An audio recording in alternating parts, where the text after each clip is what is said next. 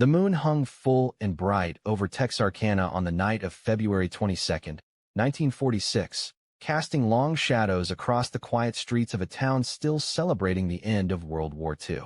But in the darkness of Spring Lake Park, something evil stirred, something that would transform this peaceful border community into a place where parents locked their doors, lovers abandoned secluded lanes, and an entire population learned to fear the rising moon. Jimmy Hollis had just turned 25, a local boy who'd survived the Pacific Theater and returned home to rebuild his life in the familiar comfort of East Texas. That Friday evening, he picked up 19-year-old Mary Jean Larry for what should have been an innocent date. Dinner, a movie, maybe a quiet drive to one of the secluded spots where young couples had courted for generations. Spring Lake Park, with its winding roads and hidden clearings, had always been a sanctuary for romance, a place where the only sounds were crickets chirping and the gentle lapping of water against the shore. They parked Jimmy's 1941 Oldsmobile in a secluded area just after 10 o'clock. The car windows rolled down to catch the unseasonably warm February breeze. The radio played softly in the background, perhaps one of the popular songs of the day, maybe Perry Como crooning "Prisoner of Love," or the Andrews sisters harmonizing on "Rumors Are Flying." For a brief moment, Jimmy and Mary were just another young couple stealing precious time together, unaware they were being watched from the tree-lean by eyes that held nothing but malice. The attack came without warning. A figure emerged from the darkness, tall, broad-shouldered, moving with the confident stride of someone who had planned every detail. The man wore a white cloth sack over his head with crude eye holes cut out, transforming him into something that seemed to belong more in a child's nightmare than on a quiet lover's lane. In his hands, he carried a .32 caliber pistol that gleamed dully in the moonlight. "Get out of the car," the masked figure commanded, his voice muffled but unmistakably cold. Jimmy's war-trained reflexes kicked in. He'd faced death in the jungles of the Pacific, but this was different. This was home. This was supposed to be safe. The gunman forced them from the vehicle at gunpoint, his movements deliberate and practiced. This wasn't his first time wielding power over terrified victims, though it would later be discovered this was indeed his first known attack in what would become a reign of terror. He ordered Jimmy to remove his wallet and wristwatch, but money wasn't his primary motivation. Something far darker drove this masked predator. What happened next would haunt both survivors for the rest of their lives. The attacker struck Jimmy across the head with the pistol barrel, the sharp crack of metal against skull echoing through the still night air. As Jimmy crumpled to the ground, blood streaming from his wounds, the masked man turned his attention to Mary Jean. The innocent date had transformed into a nightmare of sexual assault and sadistic violence that would leave physical and emotional scars lasting decades. But Jimmy Hollis possessed the fighting spirit of a combat veteran. Despite his injuries, despite the blood flowing freely from his head wounds, he found the strength to fight back. The struggle was brief but fierce, two men grappling in the darkness while a terrified young woman watched helplessly. The attacker fled into the night as suddenly as he had appeared, vanishing into the thick East Texas woods like a specter returning to hell. Jimmy and Mary managed to reach safety, their testimonies providing law enforcement with the first glimpse of what would become known as the Phantom Killer. They described a tall man, over 6 feet, with broad shoulders and a confident, almost military bearing. The white sack hood would become his signature, a crude but effective disguise that added an element of psychological terror to his crimes. As news of the attack spread through Texarkana's close-knit community, residents tried to convince themselves it was an isolated incident, perhaps a robbery gone wrong, maybe a drifter passing through town. After all, violent crime was rare in their corner of the world.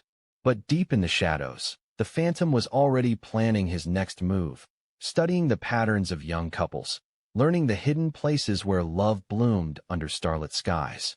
The countdown to murder had begun, though nobody knew it yet.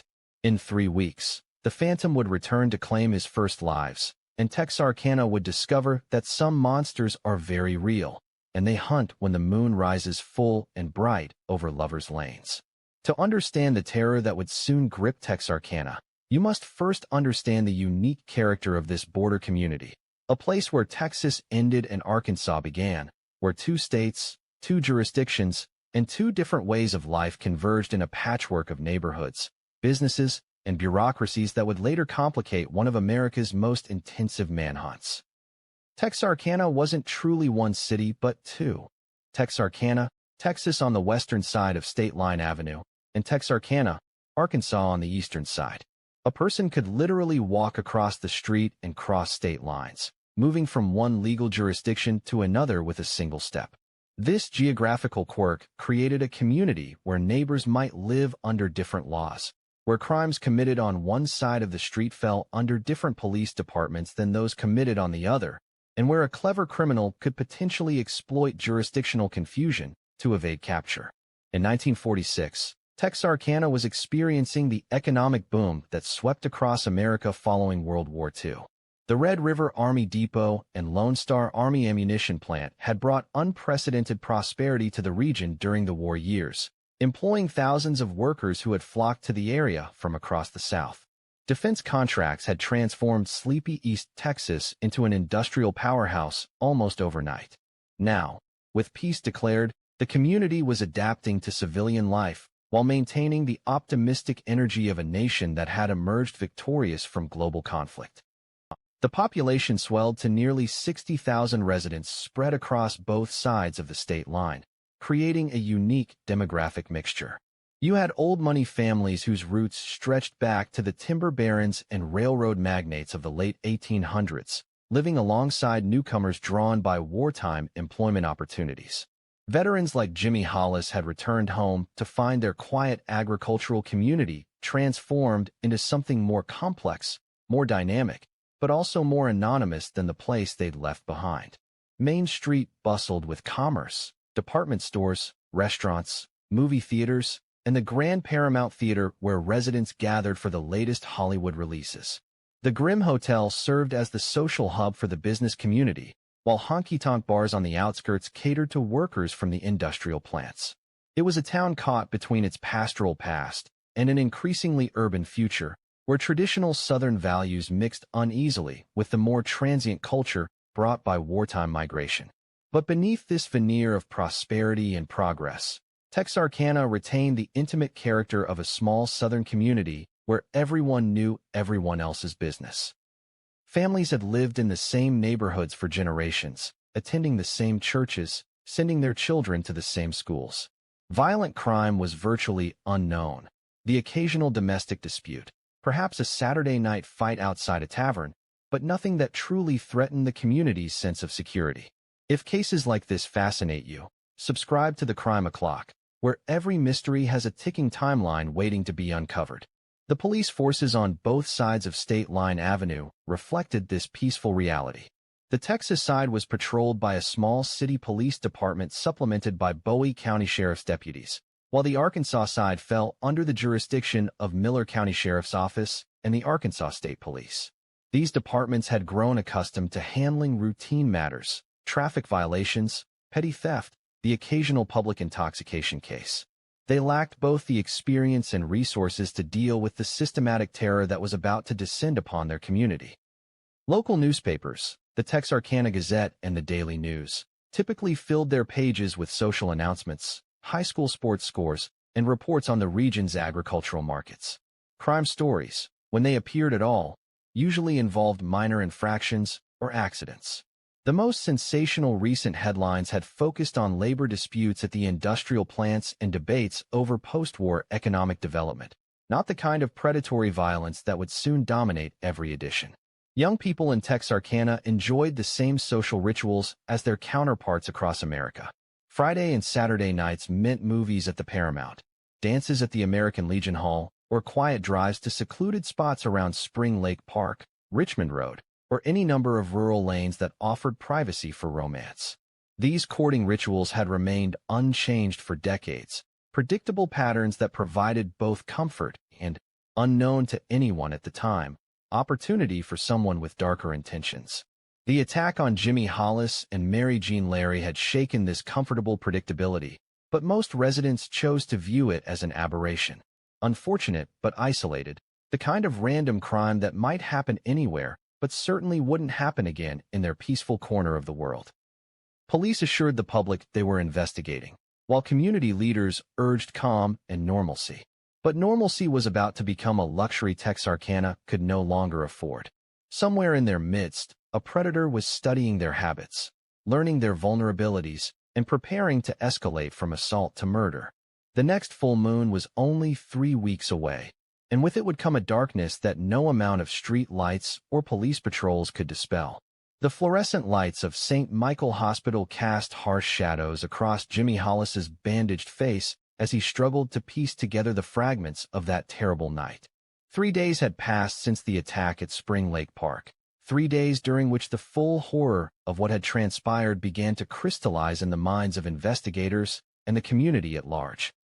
What initially seemed like a robbery gone wrong was revealing itself as something far more sinister, the calculated work of a predator who had crossed a line from which there would be no return.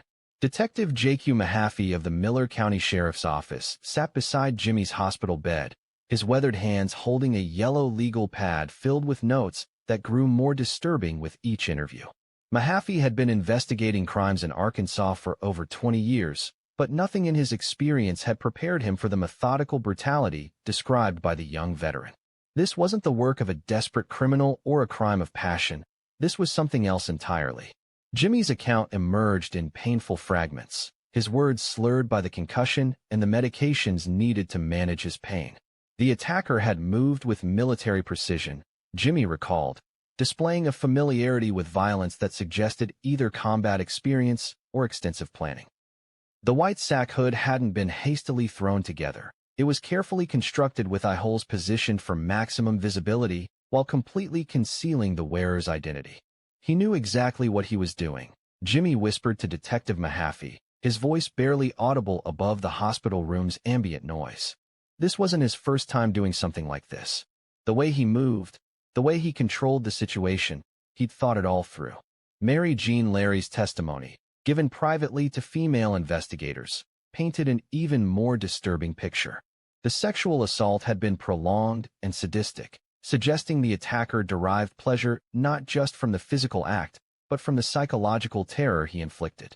He had spoken very little during the assault, but when he did speak, his voice carried no emotion, no anger, no excitement, just the cold detachment of someone performing a task he'd rehearsed mentally countless times. The physical evidence, while limited, told its own story. Footprint casts taken from the soft earth around Jimmy's Oldsmobile revealed size 11 boots with a distinctive wear pattern on the left heel. Investigators found scratches on the car's paint where the attacker had leaned against the vehicle, and fiber samples caught on a nearby branch suggested clothing made from common cotton material. Nothing that would help identify the perpetrator, but everything consistent with someone who had planned the attack carefully enough to avoid leaving obvious clues. Dr. Anthony LaPalla, who treated both victims at St. Michael Hospital, noted the clinical precision of Jimmy's injuries. The pistol blows had been delivered with enough force to incapacitate, but not kill, suggesting the attacker possessed knowledge of human anatomy and the effects of head trauma. This wasn't random violence. It was controlled, purposeful, and deeply disturbing in its calculated restraint. Word of the attack spread through Texarkana's neighborhoods like ripples from a stone thrown into still water. At first, the community's response followed predictable patterns. Neighbors brought casseroles to the victims' families, church groups organized prayer meetings, and local business leaders offered rewards for information leading to the perpetrator's capture. The prevailing sentiment remained optimistic. This was an isolated incident, a tragic but singular event that wouldn't be repeated. But beneath this surface calm, more perceptive residents began to modify their behavior. Parents started enforcing earlier curfews, young couples reconsidered their usual weekend routines, and sales of door locks and window latches increased noticeably at local hardware stores. The rational mind insisted this was an overreaction, but primal instincts whispered warnings that logic couldn't quite silence. Police Chief R.J. Carroll of Texarkana, Texas held a press conference on February 26, 4 days after the attack, attempting to balance public safety concerns with the need to prevent panic. Standing behind a cluster of microphones in the municipal building's cramped conference room, Carroll assured residents that both Texas and Arkansas law enforcement agencies were cooperating fully in the investigation. He announced increased patrols in areas frequented by young couples, while carefully avoiding any suggestion that such areas should be avoided entirely. "We're treating this as an isolated incident," Carroll told the assembled reporters, his voice carrying more confidence than his private conversations with fellow officers would suggest. "There's no reason for residents to alter their normal activities, but we do encourage everyone to remain vigilant and report any suspicious behavior to the appropriate authorities."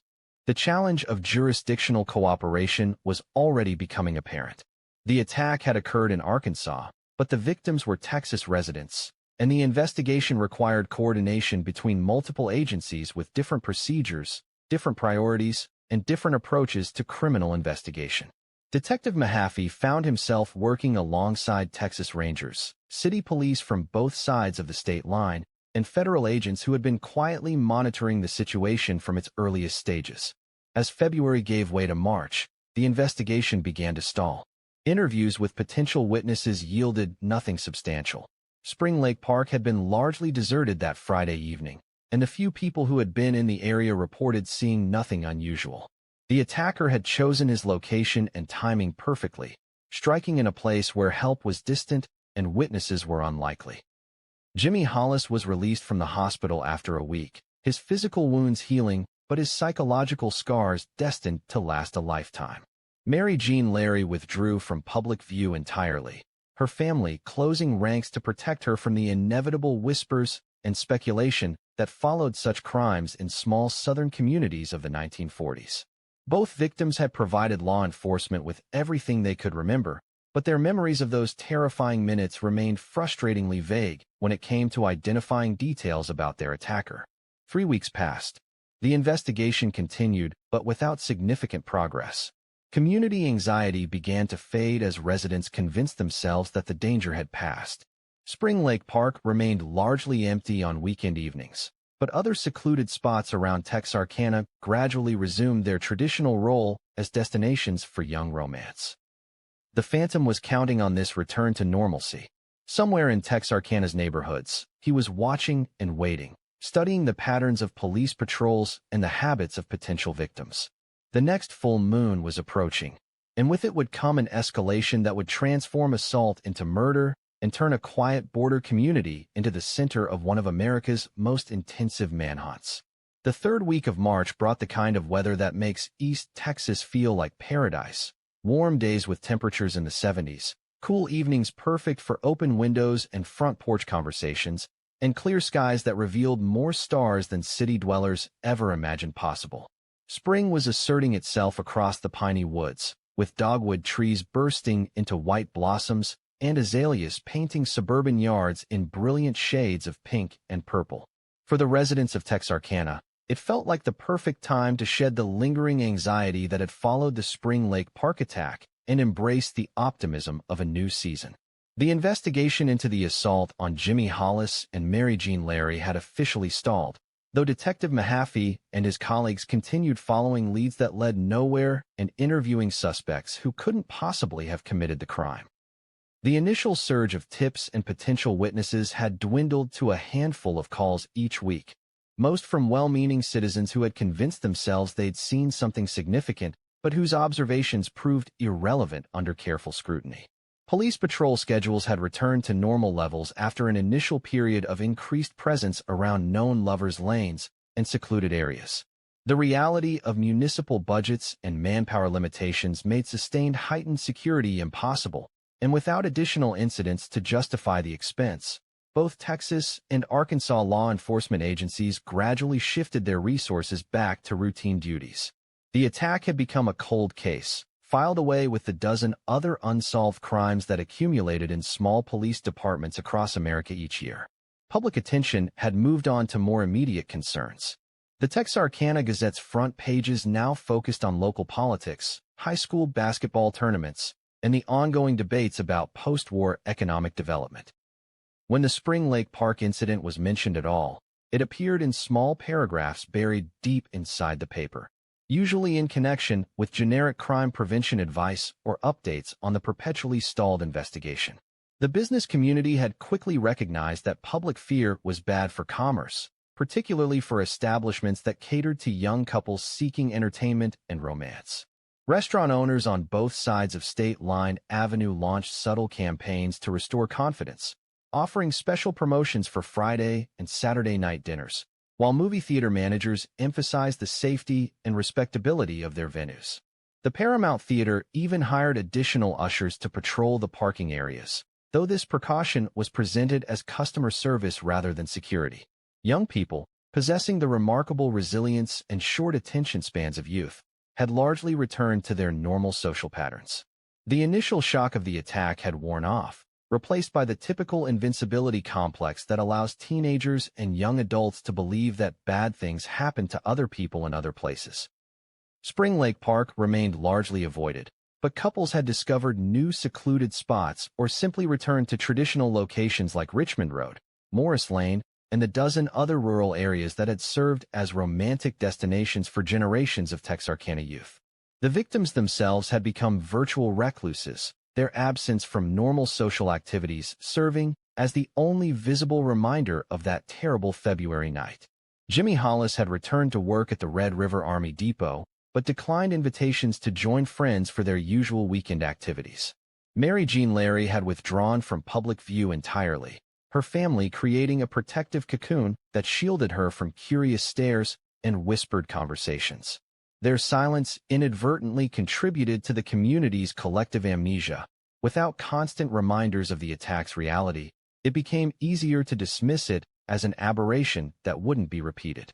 Local law enforcement officers had developed their own theories about the attack, most of which involved transient criminals who had since moved on to other hunting grounds. The prevailing wisdom suggested the perpetrator had been a drifter, possibly someone passing through Texarkana on his way to larger cities where anonymity would be easier to maintain. This explanation provided psychological comfort for both officers and civilians. If the attacker was gone, then the danger had passed. Sheriff's deputies and city police had compiled lists of suspicious individuals who had been in the area during late February, cross-referencing hotel registers, employment records, and arrest reports from surrounding jurisdictions. The investigation had generated hundreds of pages of documentation, but the overwhelming majority consisted of routine background checks on men who had solid alibis and no history of violent crime. The few genuinely suspicious individuals had been questioned extensively and cleared through a combination of alibis, physical evidence, and polygraph examinations. The Federal Bureau of Investigation had quietly opened a file on the case, recognizing that crimes crossing state lines fell within their jurisdiction. Special Agent Dewey Presley had been assigned to monitor developments, though his involvement remained largely administrative. The FBI's resources in 1946 were focused primarily on communist subversion, organized crime, and bank robberies. A single assault case in East Texas, regardless of its brutality, didn't justify significant federal attention unless it developed into something more serious. March 22 marked exactly 1 month since the Spring Lake Park attack, a milestone that passed virtually unnoticed by the general public but was carefully noted by investigators who understood that anniversary dates often triggered repeat offenders. Detective Mahaffey had requested increased patrols for that weekend, but his superiors had denied the request, citing budget constraints and the lack of credible intelligence suggesting imminent danger. The weather that final weekend of March was particularly inviting, with temperatures reaching the mid-70s during the day and settling into the comfortable 60s after sunset. A gentle breeze carried the scent of honeysuckle and wild roses across the countryside, while a nearly full moon provided enough illumination to make evening drives romantic rather than treacherous. It was the kind of weather that made young people restless, eager to escape the confines of their parents' homes and find privacy in the quiet places where love could flourish away from prying eyes. Somewhere in Texarkana's neighborhoods, the Phantom was experiencing that same restlessness, but his anticipation had nothing to do with romance. For 3 weeks, he had watched the community's vigilance fade, observed the return of normal patterns, and identified new hunting grounds to replace the now-avoided Spring Lake Park. His first attack had been a learning experience, revealing both opportunities and vulnerabilities in his methods. The next assault would reflect those lessons, incorporating improvements designed to ensure he wouldn't be forced to flee before completing his work. The countdown to murder was about to begin, though the community remained blissfully unaware that their period of false security was ending. In less than a week, the Phantom would strike again, and this time he wouldn't leave survivors to describe his methods to investigators. The reign of terror was about to escalate from assault to homicide, transforming Texarkana from a community dealing with a single traumatic incident into ground zero for one of America's most notorious unsolved crime sprees. The night of March 24, 1946, dawned clear and warm, with a three-quarter moon hanging like a silver coin in the East Texas sky. Richard Griffin, 17 years old and full of the restless energy that comes with approaching adulthood, had spent the day working at his part-time job at a local garage, his hands stained with motor oil and his mind focused on the evening ahead. He had plans with Polly and Moore, a pretty 16-year-old with dark hair and bright eyes who had captured his attention at Texarkana High School. For both teenagers, this Sunday evening represented everything wonderful about young love in small-town America. The promise of time alone together, away from parents and siblings, and the constant scrutiny of a community where everyone knew everyone else's business. Richard picked up Polly in his father's 1941 Oldsmobile around 7 o'clock, the same model car that Jimmy Hollis had been driving during the February attack. The coincidence would later strike investigators as either remarkably ironic or potentially significant, though they would never determine which. The couple drove through downtown Texarkana as the last of the Sunday shoppers were heading home, past the Paramount Theater where the evening show was just beginning, and out toward the rural areas where young couples had been finding privacy for generations. They chose a secluded spot on a dirt road about 3 miles east of town, near an area known locally as Morris Lane. The location offered everything young lovers sought: complete privacy, beautiful scenery, and enough distance from main roads to ensure they wouldn't be disturbed by passing traffic or curious neighbors. Richard parked the Oldsmobile beneath a canopy of oak trees, their branches filtering the moonlight into a pattern of silver and shadow across the car's hood. The radio played softly, perhaps one of the romantic ballads that were popular that spring, while the couple talked quietly about their plans and dreams. They had no way of knowing they were being watched. The Phantom had learned from his previous attack. This time, he approached with even greater stealth, moving through the East Texas underbrush with the silence of a predator who had studied his prey's habits and vulnerabilities. He carried the same .32 caliber pistol that had been used in the February assault, but his intentions had evolved beyond robbery and sexual assault. Something during the intervening month had changed him, pushed him across the invisible line that separates violent criminals from killers. Perhaps it was the community's apparent return to normalcy, the sense that his first attack had been forgotten or dismissed as unimportant. Perhaps it was simply the natural escalation of a mind that had tasted power and craved more. The attack came without warning, just as it had at Spring Lake Park. The masked figure emerged from the darkness, his white sack hood gleaming eerily in the filtered moonlight. But this time, there would be no lengthy interrogation, no prolonged assault, no opportunity for the victims to study their attacker's methods and mannerisms. This time, the Phantom had come to kill. Richard Griffin died first, shot through the head at close range as he tried to shield Polly from their attacker. The 17-year-old's protective instincts, honed by a lifetime of treating his girlfriend with the chivalrous respect expected of young men in 1940s Texas, cost him his life, but may have spared Polly from the prolonged torture that had been inflicted on Mary Jean Larry. The Phantom's second bullet found its mark before Richard's body had finished falling, ending Polly and Moore's life in a burst of violence that transformed a romantic evening into a double homicide. The killer didn't flee immediately.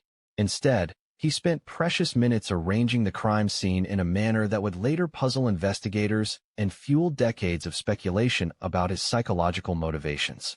Richard's body was positioned outside the vehicle, while Polly remained in the passenger seat, suggesting the murders had been followed by some form of ritual behavior that served purposes known only to the Phantom himself. The positioning was deliberate, almost ceremonial, indicating a level of psychological sophistication that elevated this crime beyond simple robbery or even sexual assault gone wrong. When the bodies were discovered the following morning by a farmer checking his cattle, the scene sent shockwaves through the law enforcement community that quickly spread to every household in Texarkana. This wasn't another assault that could be explained away as an isolated incident involving a transient criminal. This was double murder, committed with a level of planning and execution that suggested the presence of a serial killer in their midst. Sheriff Bill Presley of Bowie County arrived at the crime scene within an hour of the bodies being discovered, bringing with him a growing sense that his quiet rural jurisdiction was facing something unprecedented. The investigation that followed would involve more law enforcement officers than had ever worked a single case in East Texas, but it would also reveal the limitations of mid-1940s forensic science when confronted with a perpetrator who understood how to avoid leaving evidence.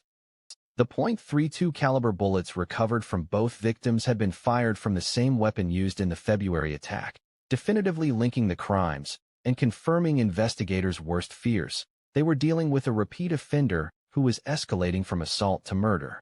Ballistics analysis would eventually connect these bullets to additional crimes, but the gun itself would never be recovered, disappearing into the East Texas landscape as completely as its owner.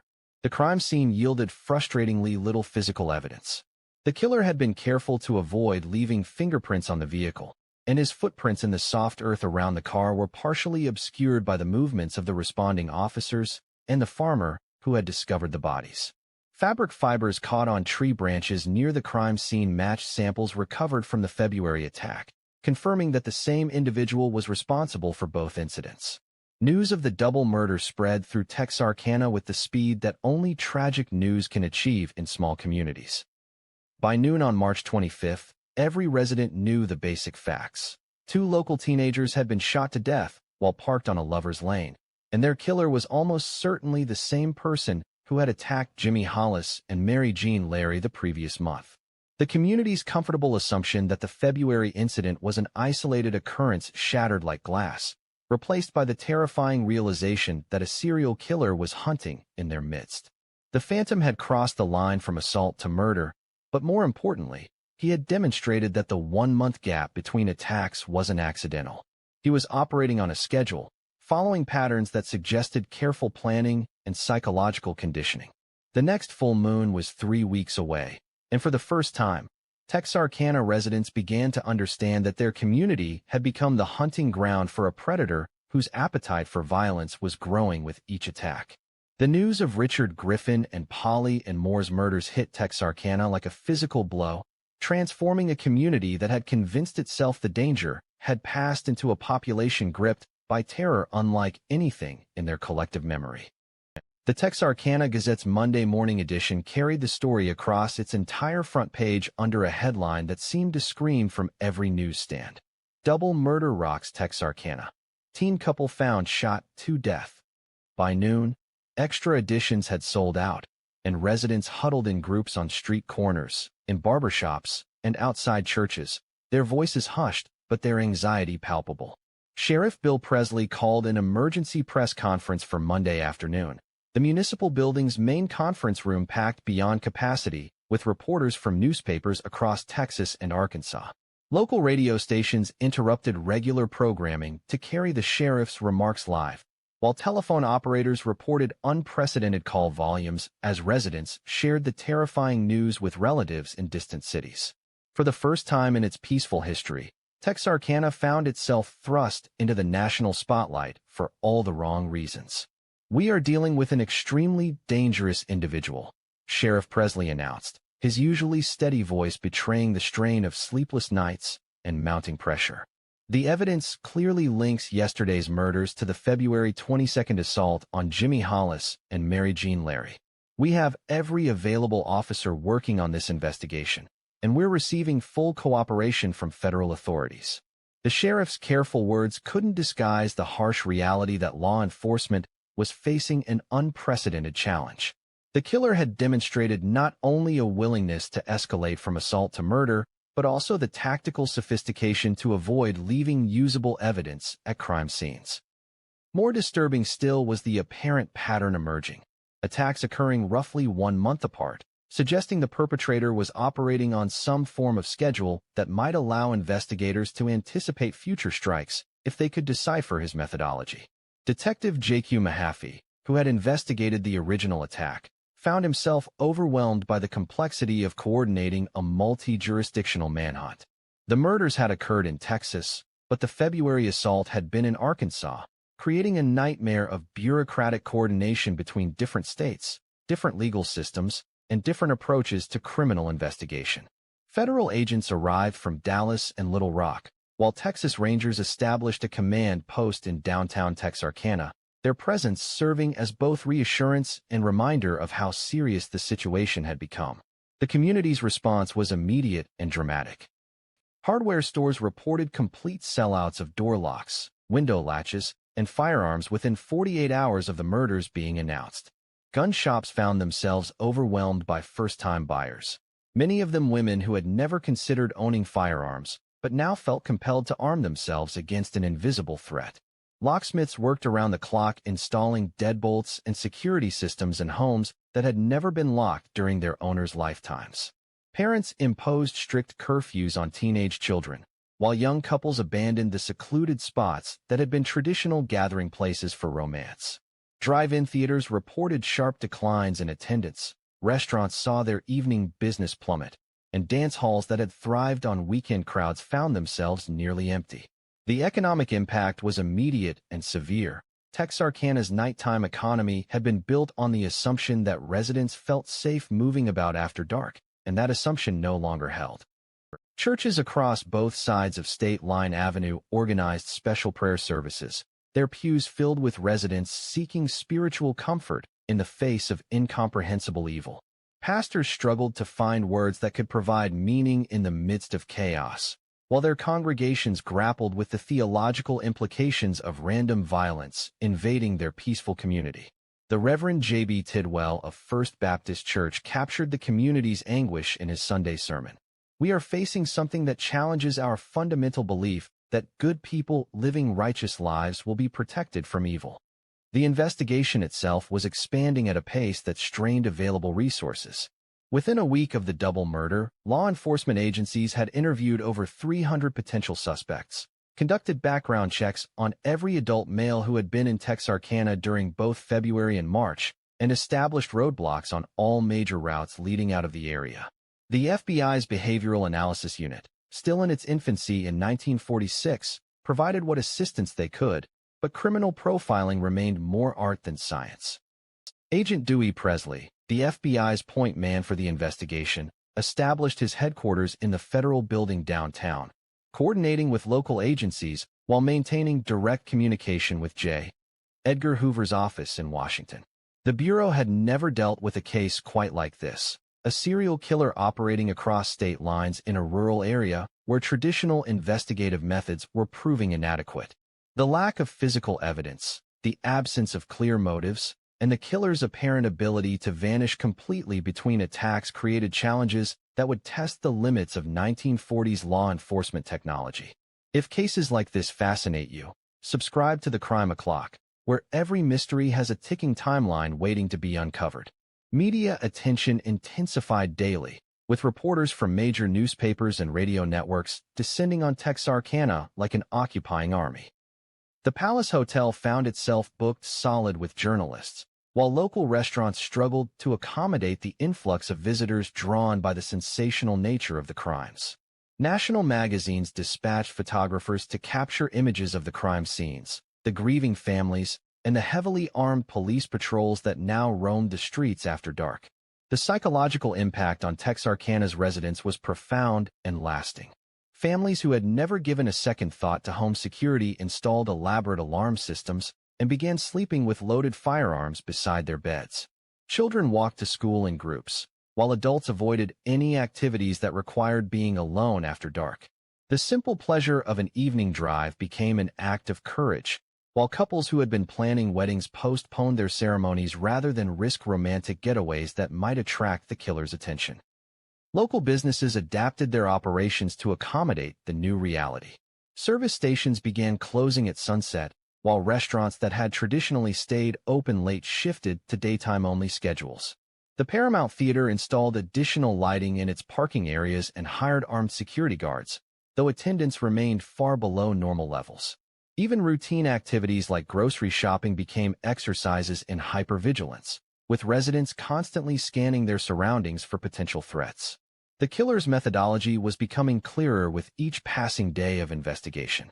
He targeted young couples in secluded areas during evening hours, approached with stealth and confidence, and demonstrated familiarity with firearms and tactical movement. The white sack hood suggested either a bizarre psychological compulsion or a calculated attempt to create a distinctive and terrifying signature. Most disturbing of all was the apparent escalation in violence, from assault in February to murder in March, suggesting that future attacks might become even more brutal. As April approached, tension in Texarkana reached levels that older residents compared to the anxious months preceding America's entry into World War II. But this enemy couldn't be located on a map, couldn't be fought with conventional weapons, and showed no signs of negotiating a peaceful resolution. The Phantom Killer had transformed a quiet border community into a place where fear ruled the streets and no one felt truly safe. The next full moon was approaching, and with it would come another test of both the killer's patterns and the community's ability to survive an ordeal that showed no signs of ending. Friday, April 13th, 1946, would forever be etched in Texarkana's collective memory as the night the Phantom Killer's reign of terror reached its most devastating crescendo. The date itself seemed ominous, a Friday the 13th that would live up to every superstition associated with that cursed combination of day and number. As evening approached, the community held its collective breath, knowing that nearly 3 weeks had passed since the Moonlight Murders and that the killer's pattern suggested another attack was imminent. Despite the atmosphere of fear that had gripped Texarkana for weeks, life had to continue. Young people still needed to work, still craved social interaction, and still felt the powerful pull of romance that no amount of parental warnings or police advisories could completely suppress.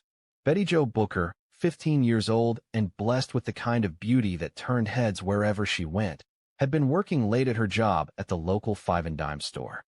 She was saving money for her future, dreaming of the kind of life that seemed possible for young women in post-war America, perhaps college, certainly marriage, and all the opportunities that beckoned beyond the borders of East Texas. Paul Martin, 16 and already recognized as one of the finest young musicians in the region, had been practicing saxophone at a friend's house, preparing for an upcoming performance at the high school spring concert. Paul's musical talent had earned him local recognition and the kind of respect that comes to young men who excel at their chosen craft. His saxophone playing had become a fixture at school dances and community events, and many believed he had the potential to pursue music professionally if he chose that path. The two teenagers had been dating for several months, their relationship the kind of sweet, innocent romance that flourished in small southern communities where courtship followed established patterns and parental supervision was both expected and accepted. Betty Jo's parents approved of Paul, recognizing him as a responsible young man with clear goals and strong moral character. Paul's family felt similarly about Betty Jo, viewing her as the kind of girl who would make an excellent wife for their musically gifted son. On that fateful Friday evening, Paul borrowed his family's 1941 Plymouth sedan to take Betty Jo to the monthly spring dance at the VFW Hall on the Texas side of town. The dance was one of the few social activities that had continued despite the community's heightened security concerns, though attendance had dropped significantly since the murders began. The organizers had hired additional security guards and established earlier ending times, while local police maintained a visible presence both inside the venue and in the surrounding parking areas. The evening began normally enough. Paul and Betty Jo arrived at the dance around 7 o'clock, joining perhaps 50 other young couples who had decided that life couldn't be completely suspended because of one madman's actions. The band played the popular songs of the day, Glenn Miller arrangements, Benny Goodman numbers, and the romantic ballads that made teenagers dream of forever. For a few hours, the VFW Hall became a bubble of normalcy in a community otherwise consumed by fear. But the Phantom was watching. Investigators would later determine that he had likely observed the dance from the parking lot, studying the couples as they arrived and departed, noting which pairs seemed most affectionate and therefore most likely to seek privacy after the evening's organized activities ended.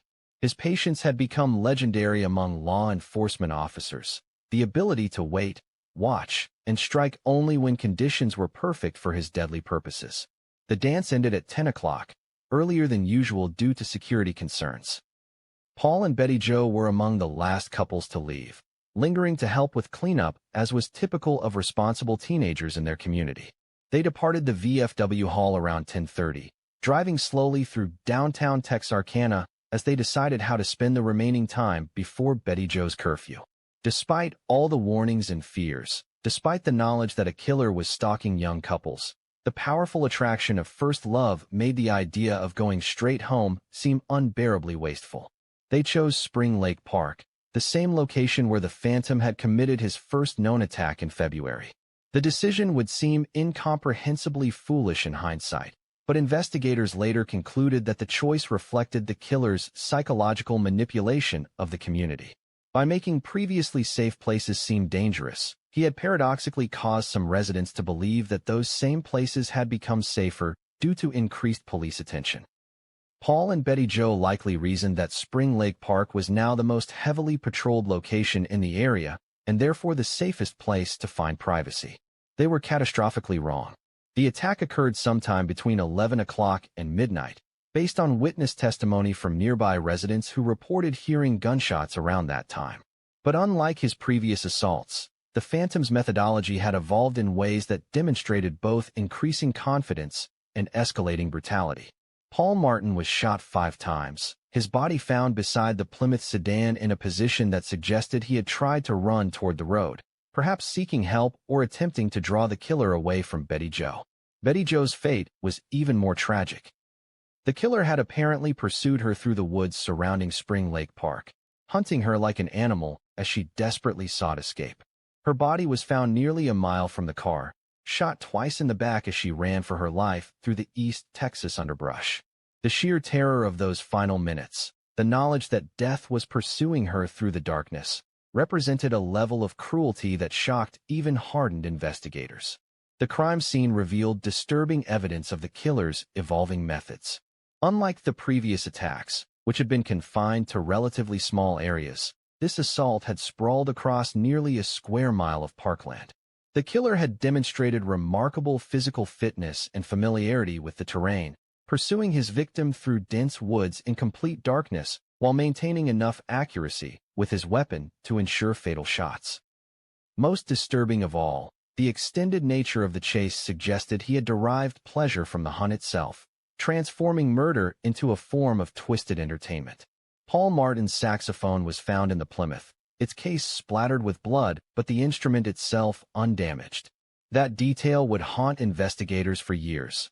The contrast between the beauty of music and the ugliness of senseless violence, between a young man's dreams and a killer's nightmares, made manifest. The saxophone became a symbol of all the potential that had been destroyed, all the songs that would never be played, all the joy that had been stolen from a community already overwhelmed by fear. When the bodies were discovered on Saturday morning by park maintenance workers, the news hit Texarkana like a physical blow. This wasn't just another double murder. This was the systematic destruction of everything the community held dear. Betty Jo Booker and Paul Martin represented the best of small-town America, talented, responsible, beloved by their families, and respected by their peers. Their deaths drove home the horrifying reality that no one was safe, that neither virtue nor caution could provide protection against a predator who struck without warning or mercy. The investigation that followed would be the most intensive in East Texas history, involving hundreds of officers from multiple states and consuming resources that strained budgets across the region. But it would also mark the beginning of the Phantom's transformation from an active killer into something even more terrifying, a legend whose very name would continue to spread fear long after his attacks had ended. 3 weeks and 2 days after the murders of Betty Jo Booker and Paul Martin, just as Texarkana's residents began to hope that the Phantom killer might have finally moved on to other hunting grounds, the monster shattered every assumption law enforcement had made about his methods, his targets, and his psychological profile. The night of May 3, 1946, would prove that the community's terror had been based on incomplete understanding of the predator in their midst, and that no one, absolutely no one, was beyond his reach. Virgil Starks had lived his entire 37 years without giving much thought to violent crime. A quiet, hard-working farmer who cultivated cotton on land his family had owned for 3 generations. Virgil represented the backbone of rural East Texas. Men who rose before dawn, worked until sunset, and found their greatest pleasures in simple things like a good harvest, a faithful dog, and the company of a loving wife. His farmhouse sat on a lonely stretch of highway 10 miles northeast of Texarkana, surrounded by the kind of flat, fertile fields that had made the region prosperous during the cotton boom years of the early 20th century. The house itself was typical of rural Texas architecture from the 1920s, a modest 2-story frame structure with a wraparound porch, tall windows designed to catch cooling breezes, and the kind of solid construction that was built to last for generations. Virgil shared the home with his wife Katie, a gentle woman who tended their vegetable garden, raised chickens, and maintained the kind of spotless household that was both a source of pride and a social necessity in farming communities where neighbors judged each other by the cleanliness of their front yards and the appearance of their property. On the evening of May 3rd, Virgil had spent the day preparing his fields for the spring planting, the backbreaking work of a farmer who still relied more on muscle and determination than on modern machinery. As darkness fell across the cotton fields, he settled into his favorite chair in the front room, picking up the evening newspaper to catch up on the latest developments in the Phantom Killer investigation. The irony would not be lost on investigators. Virgil Starks was reading about the very predator who was, at that moment, studying his house from the darkness beyond his front porch. Katie was in the kitchen, washing the supper dishes and humming one of the hymns they had sung at church the previous Sunday. The domestic tranquility of their evening routine represented everything the Phantom's previous attacks had destroyed. The simple peace of couples enjoying each other's company, the fundamental security that allowed people to live without constant fear, the basic human right to feel safe in one's own home. But the killer had decided to expand his hunting grounds beyond lovers' lanes and secluded parking spots. Whether this change represented a natural evolution in his methodology or a response to increased police patrols in areas frequented by young couples, investigators would never determine.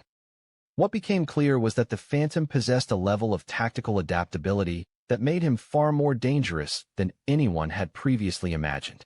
The attack began at approximately 10:30 p.m., when residents of nearby farms heard the sharp crack of rifle fire echoing across the flat Texas landscape.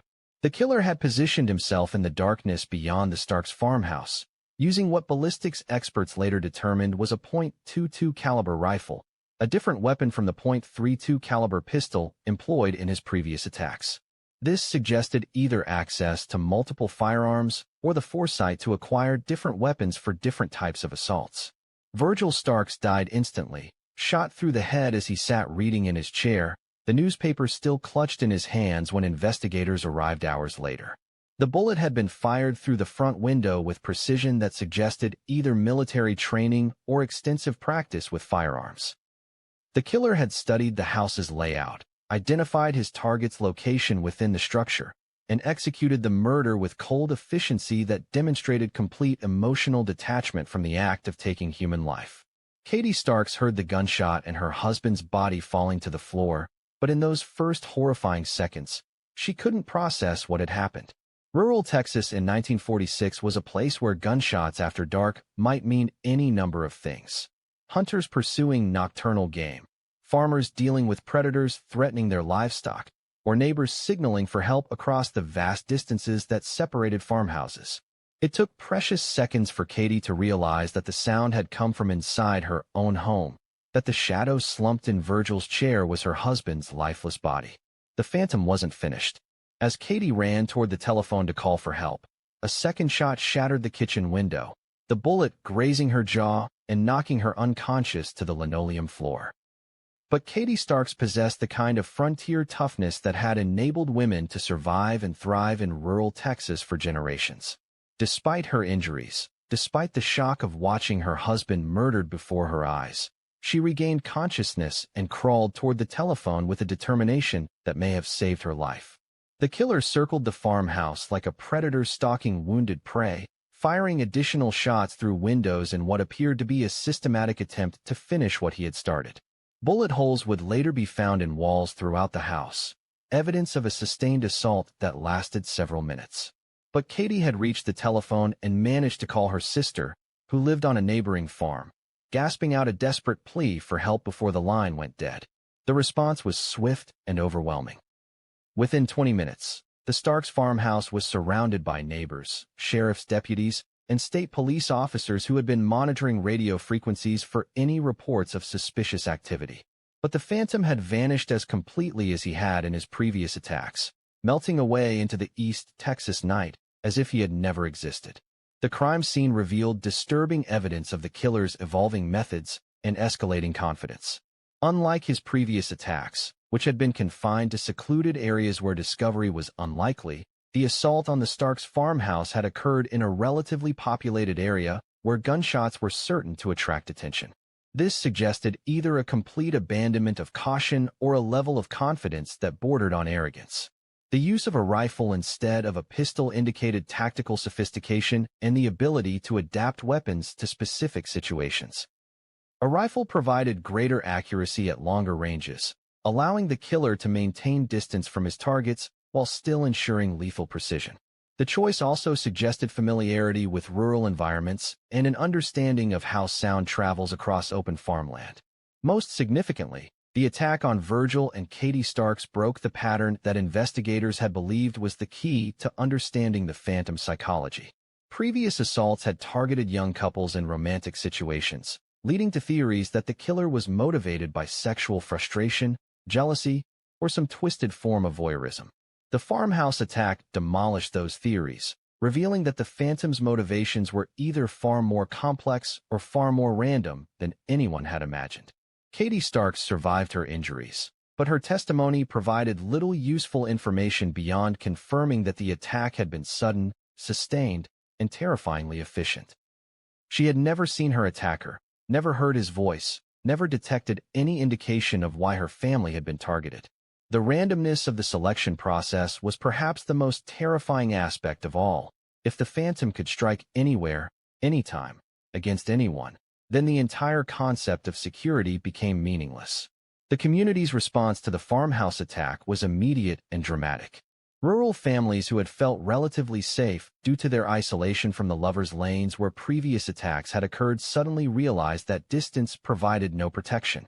Gun sales in farming communities skyrocketed, while many families abandoned their homes entirely, moving in with relatives in more populated areas or relocating to other states until the crisis passed. The Phantom had demonstrated that his appetite for violence was not confined to any particular demographic or location. He was an equal opportunity predator, capable of striking anywhere his twisted psychology directed him. The farmhouse attack marked the culmination of his known killing spree, but it also established him as something far more dangerous than a serial killer with predictable patterns. He had become the embodiment of random, senseless evil, a force that could emerge from the darkness to destroy lives for reasons that no rational mind could comprehend. The attack on Virgil and Katie Starks triggered the largest manhunt in Texas history, a massive law enforcement operation that would consume resources from across the American Southwest and fundamentally change how multiple jurisdictions coordinated their response to serial crimes.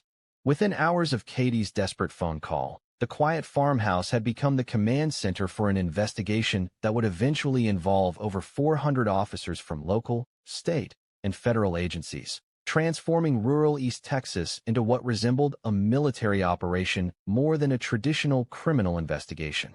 Texas Governor Coke Stevenson personally authorized the deployment of additional Texas Rangers to Texarkana, while Arkansas Governor Ben Laney ordered his state's entire Criminal Investigation Division to assist in the manhunt. The FBI escalated their involvement from monitoring to active participation, with J. Edgar Hoover himself taking a personal interest in a case that was generating national headlines and testing the limits of interagency cooperation. Special Agent Max Tackett arrived from Dallas to coordinate federal efforts, bringing with him resources and expertise that local agencies had never seen deployed in a single investigation. The command post established in downtown Texarkana resembled a military headquarters more than a police station. Maps covered every available wall surface, marked with colored pins indicating crime scenes, suspect locations, and patrol routes. Telephone operators worked around the clock coordinating between dozens of agencies, while telegraph machines transmitted updates to law enforcement offices across the region. The investigation had generated over 3,000 separate reports, creating a paperwork mountain that required additional clerical staff just to process and file the incoming information.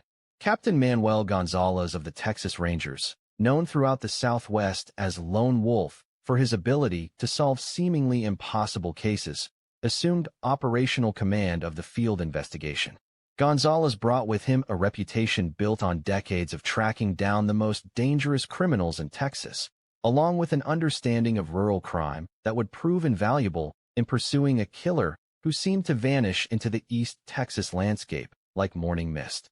His first act was to establish a systematic grid search pattern that would cover every square mile within a 50-mile radius of Texarkana.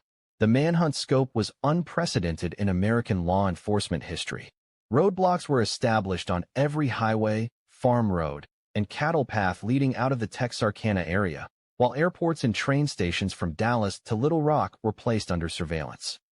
Officers checked the identification of every adult male who attempted to leave the region, creating massive traffic delays but also generating hundreds of potential leads. The psychological impact on the killer was intended to be as important as the physical constraints. Law enforcement wanted him to know that escape routes were being systematically eliminated. Local businesses found themselves transformed overnight into auxiliary command posts and supply centers for the massive operation. The Grimm Hotel's main dining room became an informal briefing center where officers from different agencies could coordinate their activities over coffee and hastily prepared meals. Service stations reported unprecedented fuel consumption as patrol cars crisscrossed the countryside 24 hours a day. Even barbershops and cafes became informal intelligence gathering centers where officers could interview local residents about suspicious activities or unusual behavior. The investigation's intensity generated both breakthroughs and false leads at an overwhelming pace. Within the first week after the Starks attack, officers had arrested over 200 suspects on charges ranging from vagrancy to weapons violations, though none proved to have any connection to the Phantom murders. The dragnet approach reflected both desperation and determination.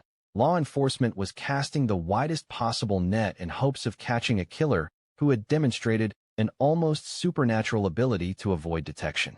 Ballistics experts from across the country converged on Texarkana to analyze the growing collection of physical evidence. The bullets recovered from the Starks farmhouse were definitively linked to those found at previous crime scenes, confirming that the same individual was responsible for all the attacks. But the killer's decision to use different weapons for different situations, pistol for close-range attacks, rifle for long-distance shooting, demonstrated a level of tactical sophistication that impressed even veteran investigators. The reward money for information leading to the Phantom's capture grew daily, with contributions from local businesses, civic organizations, and private citizens who had been terrorized by months of uncertainty. The total eventually reached $6,000, an enormous sum in 1946 that represented more than most working men earned in an entire year. But despite the financial incentive and the massive publicity surrounding the case, useful tips remained frustratingly rare. Psychological profiles prepared by early criminal behaviorists painted a disturbing picture of the killer's likely characteristics. Dr. Anthony LaPalla, who had treated several of the victims, worked with FBI analysts to develop what may have been America's first systematic attempt at criminal profiling. Their conclusions suggested a white male between 25 and 35 years old, physically fit, familiar with firearms and rural environments, possibly with military experience, and possessing above-average intelligence combined with complete lack of empathy for his victims. The profile also suggested that the killer was likely living within the Texarkana community, maintaining a normal outward appearance while concealing his homicidal activities from neighbors, co-workers, and possibly even family members. This revelation was perhaps more terrifying than the crimes themselves. The idea that the Phantom could be anyone, could be sitting in the next church pew or standing behind the counter at the local grocery store, transformed every social interaction into a potential encounter with evil. What's your take on this case? Share your thoughts below and subscribe to the Crime O'Clock. because the next mystery is already ticking. Surveillance operations were established around locations where the killer might attempt to acquire supplies or dispose of evidence. Gun shops, hardware stores, and medical facilities were monitored for customers seeking items that could be connected to the crimes. Patrol boats began searching rivers and ponds for discarded weapons, while teams with metal detectors combed through areas near the crime scenes. The investigation had become a massive exercise in eliminating possibilities rather than identifying suspects. Media coverage of the manhunt was unprecedented, with reporters from national newspapers and radio networks maintaining permanent presence in Texarkana. The Palace Hotel was booked solid with journalists, while Western Union experienced record message volumes as reporters filed stories about the latest developments. The attention was both helpful and harmful. It generated tips from across the country, but also attracted sensation seekers and amateur detectives who complicated the investigation with false leads and wild theories. Amateur vigilante groups began forming throughout East Texas, armed citizens who took it upon themselves to patrol rural areas and investigate suspicious activities. While their intentions were understandable, these well-meaning but untrained volunteers created additional challenges for professional investigators. Several innocent men were detained at gunpoint by vigilante groups, while legitimate police operations were compromised by civilian interference. The economic impact of the massive manhunt was staggering. Overtime costs for law enforcement agencies across multiple states created budget crises that would last for years. Local businesses struggled with the contradictory effects of increased activity from hundreds of visiting officers balanced against decreased commerce from residents who were afraid to leave their homes. The investigation was consuming resources at a rate that couldn't be sustained indefinitely, creating pressure for quick results that may have led to premature conclusions and overlooked evidence. As summer approached, the massive operation began showing signs of strain. Officers were exhausted from months of 18-hour days, while agencies struggled to maintain funding for an investigation that showed no signs of reaching resolution. The killer had demonstrated an ability to remain completely inactive for extended periods, making it impossible to predict when or where he might strike again. The manhunt that had begun with such optimism and determination was gradually transforming into a war of attrition that no one was winning. But the Phantom's silence would prove more disturbing than his violence.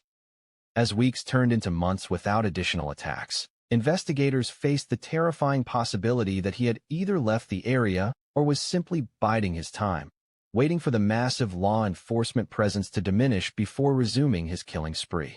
The manhunt had consumed Texas, but it had not consumed the monster it sought to capture. The summer of 1946 passed without another Phantom attack, each day of silence creating a strange mixture of relief and mounting dread throughout Texarkana. Law enforcement agencies gradually reduced their presence as budget constraints and other priorities demanded attention, but the community remained trapped in a psychological prison of uncertainty. Had the killer moved on to other hunting grounds? Was he lying low, waiting for security measures to relax? Or had he simply evolved beyond the need for violence, satisfied with the terror he had already inflicted? These questions would haunt East Texas for decades to come, as the Phantom killer faded from an active threat into something far more insidious, an unsolved mystery that would spawn countless theories, false confessions, and a legacy of fear that transcended the crimes themselves.